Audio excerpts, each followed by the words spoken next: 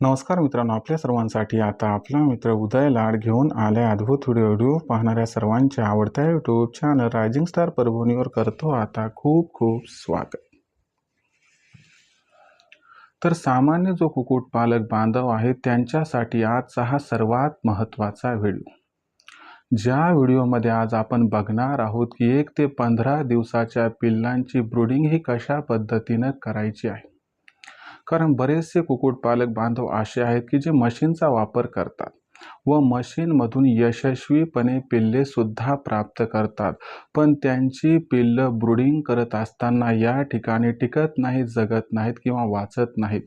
तर आजच्या व्हिडिओत तुम्हाला समजावून सांगितल्या जाणार आहे की लहान पिल्लांची ब्रूडिंग ही कशा पद्धतीने करायची असते, लहान पिल्लांची ब्रूडिंग करत असताना कोणकोणती काळजी घ्यायची असते, लहान पिल्लांची ब्रूडिंग करत असताना नक्की कोणत्या चुका करायच्या नाहीत, हे सगळं आजच्या व्हिडिओच्या माध्यमातून समजावून सांगितल्या जाणार आहे। लहान पिल्लांची ब्रूडिंग या संदर्भात मी या ठिकाणी काय केले मित्रांनो, तर एक सिरीज या ठिकाणी केली आहे। या सिरीजमध्ये आज पार्ट 1 बघणार आहोत। तर आजच्या पार्टमध्ये आपण 1 ते 15 दिवसाच्या लहान पिल्लांची ब्रूडिंग कशी करायची हे समजून घेणार आहोत। त्यानंतर आपण उद्याच्या पार्टमध्ये पार्ट 2 जो आहे त्याच्यामध्ये बघणार आहोत की 15 ते 30 दिवसांच्या पिल्लांची ब्रूडिंग ही कशी करायची असते। आणि त्याच्यानंतर जो शेवटचा पार्ट आहे जो की पार्ट 3 आहे की जेव्हा आपली पिल्लं ही 31 दिवसाची होतात, जेव्हा त्यांची ब्रूडिंग बंद होते, जेव्हा ब्रूडिंग बंद झाल्यानंतर त्यांना खुल्या व मोकळ्या वातावरणात सोडायचं असते, तेव्हा कोणती काळजी घ्यायला पाहिजे, कोणत्या चुका टाळायला पाहिजेत। जर तुम्ही हे पार्ट 1, पार्ट 2, पार्ट 3 सविस्तरपणे पाहिले, समजून घेतले, तर मी तुम्हाला गॅरंटीने सांगतो की तुमची पिल्लं अजिबात ब्रूडिंगमध्ये दगावणार नाही। पण मग नक्की कशा पद्धतीनं ब्रूडिंग करायला पाहिजे, कोणत्या चुका टाळायला पाहिजे, या संदर्भात अचूक माहिती जाणून घेण्यासाठी आपल्या सर्वांना आता विनंती करतो की आपण सर्वांनी हा पार्ट 1 जो आहे तो सुरुवातीपासून आता शेवटपर्यंत पाहावा। जर आपण पार्ट 1 व्यवस्थितपणे पाहितला व इम्प्लिमेंटेशन जर व्यवस्थित केलं, तर गॅरंटीनं सांगतो पहिल्या 15 दिवसात आपलं एक सुद्धा पिल्लू ब्रूडिंगमध्ये दगावणार नाही। चला तर बघूयात पार्ट 1 1 ते 15 दिवसाच्या दरम्यान लहान पिल्लांची ब्रूडिंग ही नक्की कशी करायची आहे। व्हिडिओ अत्यंत महत्त्वाचा आहे, यामुळे आपल्याला विनंती करतो की आपण सर्वांनी जरूर हा व्हिडिओ आता सुरुवातीपासून शेवटपर्यंत पाहावा। व्हिडिओ सुरुवातीपासून शेवटपर्यंत पाहत असताना जर आपल्याला हा व्हिडिओ मनापासून आवडला तर जरूर व्हिडिओस लाईक करा। जास्तीत जास्त कुक्कुटपालक बांधवांपर्यंत हा महत्त्वाचा व्हिडिओ पोहोचवण्यासाठी जरूर व्हिडिओला शेअर करा।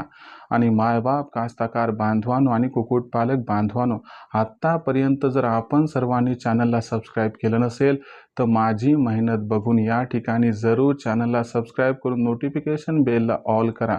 याच्यामुळे आपल्या सर्वांना येणारा प्रत्येक व्हिडिओ सातत्याने या ठिकाणी पाहावयास मिळत राहतो। तर बघा मित्रांनो, चांद्यापासून बांध्यापर्यंतच्या सामान्य कुक्कुटपालक बांधवांच्या मनातील सध्याचा हा सर्वात महत्त्वाचा सवाल की लहान पिल्लांची ब्रूडिंग ही नक्की कशी करायला पाहिजे की ज्यामुळे लहान पिल्लं ब्रूडिंगमध्ये अजिबात दगावणार नाहीत। तर मित्रांनो, आजच्या व्हिडिओच्या माध्यमातून तुमच्या सर्वात महत्त्वाच्या प्रश्नाचं उत्तर दिलं जाणार आहे की कशा पद्धतीने करायला पाहिजे लहान पिल्लांची ब्रूडिंग। याच्यामध्ये 3 पार्ट आहेत। पार्ट 1 आज आपण बघूयात की 1 ते 15 दिवसाच्या लहान पिल्लांची ब्रूडिंग ही कशा पद्धतीने करायला पाहिजे। प्रथम तुम्हाला हे समजावून सांगतो की ब्रूडिंग म्हणजे असते काय। बघा मित्रांनो, आजकाल कुक्कुटपालनाचा व्यवसाय हा घराघरात पोहोचलाय आणि आज या व्यवसायातून लाखोंचा निव्वळ नफा कमवायचं म्हटलं की आपल्याला आधुनिक तंत्राचा वापर हा करावाच लागतो। मग आधुनिक तंत्र म्हणजे काय, तर पिल्ले काढणारी मशीन। आज या ठिकाणी 100 पैकी 50 कुक्कुटपालक बांधव हे गावरान कोंबडीखाली अंडे ठेवून पिल्ले काढत नाहीत, तर ते थेट मित्रांनो मशीनचा वापर करून पिल्ले काढत आहेत।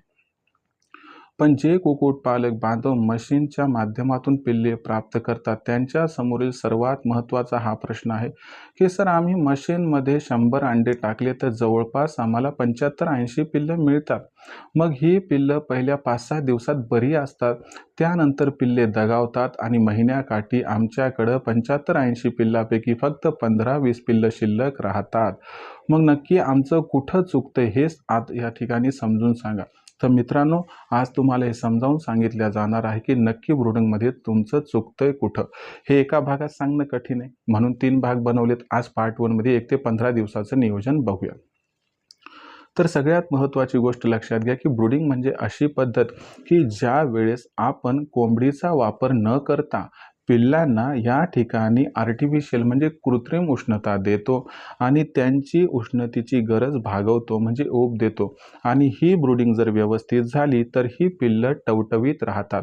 मग अशा परिस्थितीत सगळ्यात महत्त्वाचा प्रश्न हा उद्भवतो की पहिल्या 15 दिवसात पिल्लं दगावण्यामागचं सर्वात महत्त्वाचं कारण काय.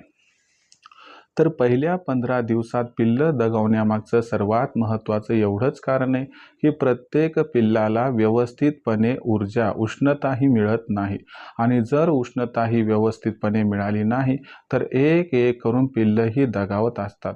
मग अशा परिस्थितीमध्ये प्रथम हे समजून घेऊयात की पिल्लांना उष्णता देत असताना कोणती काळजी घ्यायची आहे. सगळ्यात महत्त्वाची गोष्ट पिल्लांना उष्णता देण्या अगोदर जागेची निवड. लक्षात घ्या मित्रांनो, ज्या ठिकाणी ब्रूडिंग करायची त्याचा एक सेटअप असावा. सेटअप हा थर्मोकॉलचा किंवा लाकडी असेल तर जमतो. मी आज 100 पिल्लांची ब्रूडिंग कशी करायचं हे तुम्हाला समजावून सांगतो. बघा मित्रांनो, 100 लहान पिल्लांची जर ब्रूडिंग करायची असेल तर तुम्हाला जो कप्पा तयार करायचा आहे, जो लाकडी बॉक्स तयार करायचा आहे किंवा जो थर्मोकॉलचा बॉक्स घ्यायचा आहे तो असायला पाहिजे 3x4 म्हणजे त्याची असणारी लांबी 3 फूट, रुंदी 4 फूट असा 12 स्क्वेअर फीटचा भाग असला पाहिजे.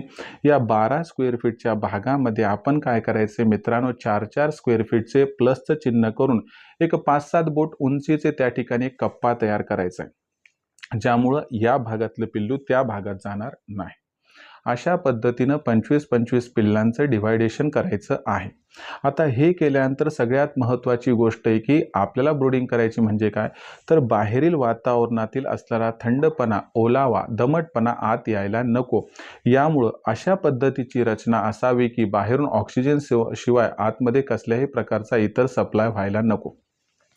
मग असा बॉक्स घ्या की ज्याच्यामध्ये सहजासहजी या ठिकाणी जो आहे तो बाहेरचा थंडपणा येणार नाही. हा बॉक्स थर्मोकॉलचा किंवा लाकडी असेल तर चालून जाईल. खालच्या साईडनं 4 फूट उंचीवरती आपण काय करायचं, एका साईडनं जवळपास 5-6 छिद्र सोडायची आहेत. हे छिद्र अर्धा ते 1 इंचाची असतील तर चालतील. चहूबाजूने 20-22 छिद्र करायची आहेत, ज्यामुळे या 100 पिल्लांना उपयुक्त असणारा ऑक्सिजन सप्लाय हा या ठिकाणी पुरवता येईल. त्याच्यानंतर दुसरी महत्त्वाची गोष्ट लक्षात घ्या मित्रांनो की आता प्रश्न विचारतात की सर जी छिद्र आहेत ती हाईट किती, तर 4 इंच. याच्यावर घेऊ नका कारण ऑक्सिजन सप्लाय खालून होतो, वरून होत नाही. वरून काही झाकायचं आहे का, तर वरून झाकण्यासाठी तुम्ही या ठिकाणी थर्मोकॉलचा जो झाकण्याचा आहे ते किंवा एखादा लाकडी पेटीचा बॉक्स तयार करू शकता. वरून पण झाकून टाका, त्यालाही छिद्र करा, काही प्रॉब्लेम नाही. आता दुसरा महत्त्वाचा मुद्दा येतो की आता चला बाहेरून येणारा आपण जो थंडपणा आहे त्याला रोखलं. त्याच्यानंतर महत्त्वाचा मुद्दा आहे की आतमध्ये मग आपण कशा पद्धतीने तापमान मेंटेन करायचं, तर तुम्हाला सांगतो. आतमध्ये आपल्याला काय करायचं, जे तापमान मेंटेन करायचं आहे तर ते 30 ते 35 डिग्री सेल्सिअसच्या दरम्यान असायला हवं. पहिल्या 15 दिवसात ऊब ही अत्यंत महत्त्वाची असते, म्हणून आपण 30 ते 35 डिग्री सेल्सिअसच्या दरम्यान तापमान टिकवायला पाहिजे. यासाठी आपण 2 टेम्परेचर कंट्रोलचा वापर करायला हवा. 2 टेम्परेचर कंट्रोलचा वापर याच्यामुळे की बाबा एखादं कंट्रोलर या ठिकाणी खराब झालं तर दुसरं कंट्रोल ॲडजस्ट करून घेईल. म्हणजे जेव्हा 30 डिग्री सेल्सिअसच्या खाली तापमान येईल तेव्हा आपोआप लाईट हे ऑन होतील आणि 35 डिग्री सेल्सिअसच्या वर तापमान जेव्हा जाईल तेव्हा आपोआप लाईट हे बंद होतील. अशा पद्धतीनं 15 दिवस व्यवस्थापन करू शकतात. परंतु प्रत्येक माझा कुक्कुटपालक बांधव हा एवढा श्रीमंत नाही की जो कंट्रोल खरेदी करू शकेल. तर विदाऊट कंट्रोल कसं नियोजन करायचं हे पण लक्षात घ्या. तर एका लहान पिल्लाला 2 व्होल्टेज उष्णता लागत असते. यानुसार 100 × 2 म्हणजे 200 व्होल्टेज लागते, पण इथं आपण 300 द्यायला पाहिजे कारण काही उष्णता हवेमध्ये स्प्रेड झाल्यामुळे त्या ठिकाणी गायब होत असते. यानुसार जर आपण बघितलं तर तुम्हाला काय करायचं आहे, आता पूर्व, पश्चिम, दक्षिण, उत्तर ह्या 4 दिशा येतात. तर तुम्हाला काय करायचं आहे, आता उंची जी आपण 4 फूट घेतली या बॉक्सची, तर त्याच्या जवळपास 3.5 फुटावरती चारही साईडने सेंटरला काय करायचे मित्रांनो, या ठिकाणी होल्डर लावायचे. हा होल्डर इथं, हा इथं, हा इथं, हा इथं. या पद्धतीने 4 होल्डर लावून टाका सेंटरला आणि एक वरून होल्डर सोडा. असं म्हणजे जे आपण झाकतो ना त्यालाच. असे 5 होल्डर लावायचे आणि प्रत्येक होल्डरला 60 व्होल्टेजचा एक बल्ब लावून टाकायचा आहे. वरून जर समजा लावणं शक्य नसेल तर 60x4 असंही करू शकतात, परंतु माझं मते 5 पद्धतीनं वरून एक सोडायचं, खाली असं सेंटरला आणि चहू बाजूंनी 4 म्हणजे असे 5-60 व्होल्टेजचे बल्ब लावायचे. जर असं केलं तर तुम्हाला सांगतो 300 व्होल्टेज ऊर्जा इथं तयार होते. त्यांची गरज किती आहे? 200. वरून त्यांच्यापर्यंत ऊर्जा पोहोचत असताना काही ना काहीतरी या ठिकाणी कमी होणार, म्हणजे 250 ते 250 त्यांना ऊर्जा प्राप्त होते. पिल्लं जबरदस्ती मोह करतात, कसल्याही प्रकारचं टेन्शन घ्यायची गरज अजिबात नाही. तर हा एक फॉर्म्युला किंवा तो एक फॉर्म्युला. जर तुमची कॅपॅसिटी टेम्परेचर कंट्रोल खरेदी करण्याची असेल तर तुम्ही एक काम करा, 30 ते 35 मध्ये सेटिंग करून ठेवा पहिले 15 दिवस. नसेल तर असं पूर्व, पश्चिम, दक्षिण, उत्तर बॉक्सला 3.5 फूट हाईटवरती सेंटरला होल्डर सोडा, वरून एक होल्डर सोडा, असे 5 होल्डर आणि 60 व्होल्टचे 5 बल्ब्स. यामुळे जेवढी आवश्यकता देण्याची आहे किंवा उष्णतेची ती परिपूर्ण होऊन जाईल. त्यानंतर मित्रांनो तुम्हाला काय करायचं की जेवढं त्यांची खालची जागा ही कोरडी असेल तेवढं चांगलं. धानाची तूस अजिबात टाकू नका, भुस्सा अजिबात टाकू नका. खाली काय टाका? पेपरची शीट टाका आणि दर 2 दिवसाला पेपरची शीट बदलून टाका की ज्यामुळे त्यांचं खाद्य व विष्ठा एकत्र होणार नाही. याच्यामुळे खालून कोरडेपणा, वरून कोरडेपणा, हवा खेळती राहील आणि 15 दिवसाचं हे सक्सेसफुल तुमचं ब्रूडिंग मॅनेजमेंट होऊन जाईल. पण ब्रूडिंग मॅनेजमेंट करत असताना थोडं फीड मॅनेजमेंट समजून घ्या की पहिले 8 दिवसात फक्त तीळ किंवा रवा द्या किंवा दोन्ही द्या. कारण तीळ कसं असते, तिळामध्ये थोडंसं तेलाचं प्रमाण असते आणि याच्यामुळे त्यांचे जे त्या ठिकाणी हाडं वगैरे असतात ते जे नॉर्मल कमकुवत असतात ते मजबूत होतात आणि विष्ठा साईडला शेवटी चिटकत नाही, ज्यामुळे ते दगावत नाही. तर या पद्धतीनं सेकंड वीक जेव्हा येते 8 ते 15 दिवसाच्या दरम्यान प्री स्टार्टर चालू करायचं. 25% प्री स्टार्टर, 25% तिळं द्यायचे आणि 50% मक्याचा भरडा मिक्स करून त्यांना खायला घालायचा. सोबत तांदळाची कणी वापरली तरी जमते. अशा पद्धतीनं तुम्ही फीड मॅनेजमेंट या ठिकाणी तयार करा. आणि सरते शेवटी राहिला प्रश्न बघा वॅक्सिनेशन मॅनेजमेंटचा. तर वॅक्सिनेशन मॅनेजमेंटमध्ये काय करा, पहिल्या दिवशी गुळ पाणी, दुसऱ्या तिसऱ्या दिवशी तुम्हाला द्यायचे निओडेक्स पावडर 1 लिटर 1 ग्राम, चौथ्या पाचव्या दिवशी ब्रोटॉन लिव्हर टॉनिक 1 लिटरला 2.5 ते 3 ml. त्यानंतर 6व्या दिवशी लासोटा डोस डोळ्यातून 1 थेंब, समजा डाव्या द्यायचा आहे किंवा उजव्या, कोणत्याही एका डोळ्यातून सगळ्यांना. 7व्या आणि 8व्या दिवशी व्हायमेरॉल 1 लिटर 2.5 ते 3 ml आणि त्यानंतर 10व्या दिवशी ओस्ट्रल 1 लिटरला 2.5 ते 3 ml. त्यानंतर 12व्या दिवशी द्यायचे गंभोरा दुसऱ्या डोळ्यात, ज्या डोळ्यात लासोट टाकला त्या डोळ्यात टाकू नका, दुसऱ्या डोळ्यात गंभोरा टाका आणि त्यानंतर समजा 13व्या-14व्या दिवशी ब्रोटॉन लिव्हर टॉनिक रिपीट करा. अशा पद्धतीनं 15 दिवसाचं ब्रूडिंग, फीडिंग आणि वॅक्सिनेशन मॅनेजमेंट ठेवलं तर तुम्हाला गॅरंटीनं सांगतो तुमचं एकही पिल्लू अजिबात दगावणार नाही. पण चुकतंय कुठं? आपण साडीच टाकतो, चवाळच गुंडाळतो. तर मला सांगा, साडीनं चवाळ्यानं त्या ठिकाणी बाहेरची थंडी रोखता येत नाही. थर्माकोल बॉक्स काय करतो की त्या ठिकाणी आतमधलं वातावरण गरम ठेवतो, जसं थर्मासमध्ये चहा टाकल्यावर कसं होते तसं, आणि बाहेरच्या येणाऱ्या थंडीला सुद्धा रोखतो. म्हणून थर्माकोलची एक पेटी तयार करा, ज्या पेटीमध्ये पहिले 15 दिवस अशा पद्धतीनं पिल्लांची ब्रूडिंग करा, त्यांचं फीडिंग करा आणि त्यांचे वॅक्सिनेशन करा. तुम्हाला सांगतो अजिबात इथून पुढं एकही पिल्लू तुमचं दगावणार नाही. आता तुम्ही हा विचार करा की नक्की तुमचं कुठं चुकत होतं, कुठं सुधारणेला वाव आहे, तेवढं करा आणि सुधारणा करून घ्या. आता तुम्ही म्हणाल सर एवढी बारीक सारीक माहिती आजवर कुणी सांगितली नाही, समजावली नाही आणि शिकवली नाही. टेन्शन घेऊ नका आजवर कुणी सांगितलं नाही म्हणून, परंतु तुमची हीच असणारी अडचण दूर करण्यासाठी, बारीक सारीक गोष्टी वेळेवरती सांगण्यासाठी आम्ही घेऊन आलो आहोत ऑनलाईन ट्रेनिंग. या ऑनलाईन ट्रेनिंग प्रोग्राममध्ये आम्ही उत्पादनापासून विक्रीपर्यंत सखोल मार्गदर्शन करत असतो, ज्यामध्ये आपल्या फार्मचा म्हणजे कोंबडीचा व कोंबड्याचा व पिल्लांचा खाद्य खर्च 80% कसा कमी करायचा याबद्दल सखोल मदत व मार्गदर्शन.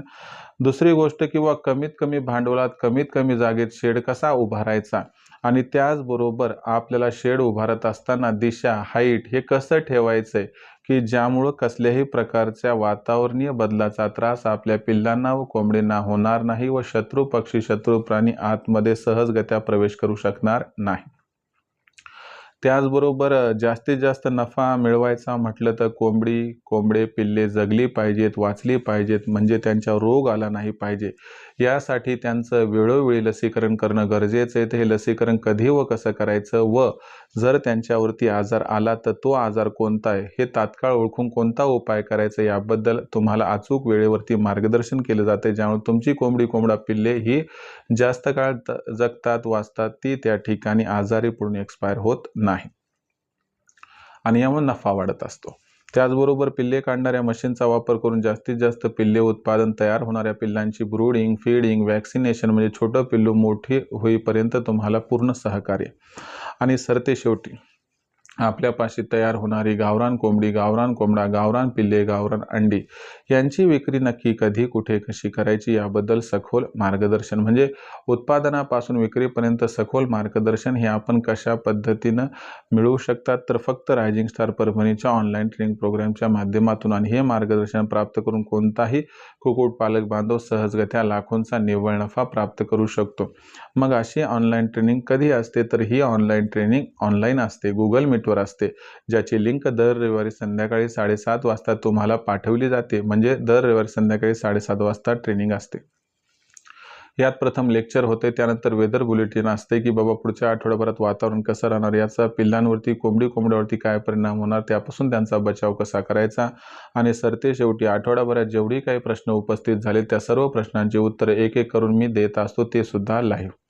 इतर दिवशी प्रश्न उपस्थित होत असतील तर त्यांचे उत्तर देण्यासाठी आम्ही लखन सरांची उपाययोजना केलेली आहे. तुम्ही दुपारी 3 ते 8च्या दरम्यान लखन सरांचा नंबर 84 21 82 62 62 वर संपर्क साधून प्रत्येक प्रश्नाचं उत्तर प्राप्त करू शकतात. या पद्धतीनं तुम्हाला सांगतो, तुमच्या सोबत सावलीपेक्षाही जास्त आम्ही असणार आहोत. सावली तरी त्या ठिकाणी आपण खोलीत गेल्यानंतर साथ सोडते, पण आम्ही आपली साथ कधी सोडणार नाही. जर खऱ्या अर्थानं तुम्हाला सुद्धा वाटते की मी कुक्कुटपालन करावं व या व्यवसायाचा करिअर म्हणून निवड करून लाखोंचा निव्वळ नफा कमावते, यासाठी तुम्हाला सांगतो, नशीब बदलायचं असेल, पालटायचं असेल तर पहिले कुक्कुटपालनाची निवड करा व त्यानंतर योग्य मार्गदर्शनासाठी रायझिंग स्टार परभणीच्या ऑनलाईन ट्रेनिंग प्रोग्रामची निवड करा. रायझिंग स्टार परभणीच्या ऑनलाईन ट्रेनिंग प्रोग्राममध्ये कसं सामील व्हायचं तर तुम्हाला सांगतो, यासाठी तुम्हाला संपर्क साधायचा 84 21 82 62 62 वर. जसा तुम्ही 84 21 82 62 62 कॉल केला, लखन सर फोन उचलतील. त्यांनी फोन उचलला तर त्यांना सांगा आम्हाला उदय सरांच्या ऑनलाईन ट्रेनिंग प्रोग्राममध्ये सामील व्हायचं आहे. मग त्यानंतर लखन सर काय म्हणतील की तुम्ही व्हॉट्सअप नंबर 84 21 82 62 62 वर आपलं पूर्ण पत्ता, 6 अंकाचा पिनकोड अथवा आधार कार्डचा मागचा पुढचा फोटो पाठवा. त्यानंतर लखन सर काय करतील, एवढी माहिती तुम्ही पाठवली की तुम्हास माझा फोनपे, गुगल पे नंबर 82 65 088 460 म्हणजे 8265088460 पाठवतील. बस यावर 500 रुपये पाठवून स्क्रीनशॉट पाठवा.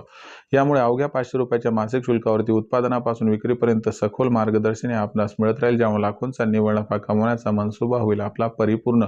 खऱ्या अर्थानं कुक्कुटपालन करून जर कमवायचा असेल लाखोंचा निव्वळ नफा तर आजच रायझिंग स्टार परभणीच्या ऑनलाईन ट्रेनिंग प्रोग्राममध्ये सामील व्हा. यासाठी कॉल करा. लखन सरांचा नंबर आहे 84 21 82 62 62.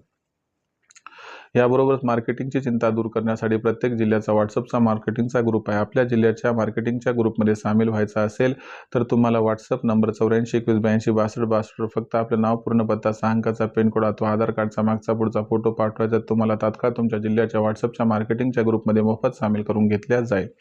तर हा होता मित्रांनो पार्ट 1, ज्यात आपण बघितलं की 1 ते 15 दिवसाच्या पिल्लांची ब्रूडिंग ही कशा पद्धतीने करायची.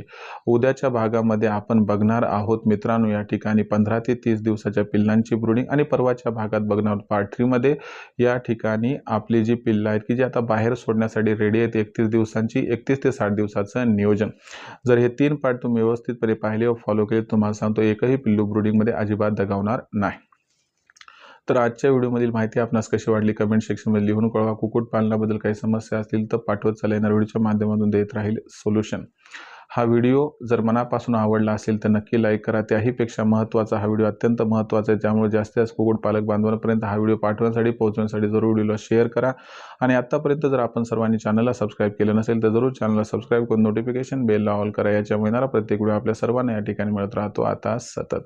तर मित्रांनो, अशाच एका नवीन व्हिडिओचा मी आपला मित्र उद्याला आपल्या सर्वांना आवडत्या YouTube channel rising star Parbhani मिळत राहील सातत्यानं. तोपर्यंत सर्व शेतकरी मित्रांचे आणि कुक्कुटपालक बांधवांचे आजच्या वेळेत आपला मित्र उद्याला मनापासून व्यक्त करतो. आपल्या सर्वांचे आता खूप खूप आभार.